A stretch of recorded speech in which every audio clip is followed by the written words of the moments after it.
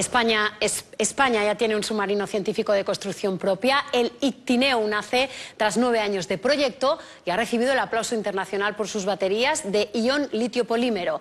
Son las primeras capaces de soportar grandes presiones. También cuenta con una cúpula de metacrilato de 1,5 metros de diámetro, irrompible a una profundidad de 1.200 metros.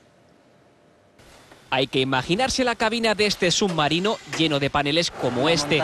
Todavía faltan los últimos retoques para que Ictineu inspeccione el fondo marino. Su secreto mejor guardado, sus modernas baterías. Funciona hasta 2.500 metros de profundidad y que nos da una capacidad energética muy superior a todos los otros submarinos de este tipo que hay en todo el mundo.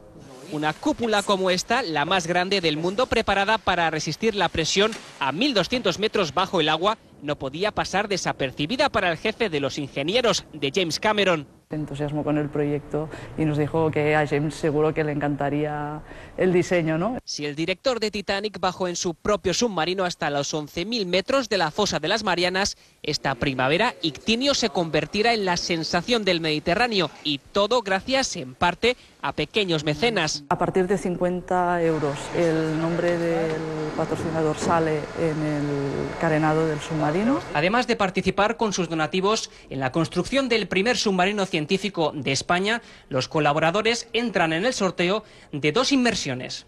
¿Se animaría usted a ocupar una de sus 3 plazas? Bajo el mar hay mucho por hacer: análisis científico, reparación de fugas o recuperación de cajas negras. Son solo algunas de las utilidades de este sumergible.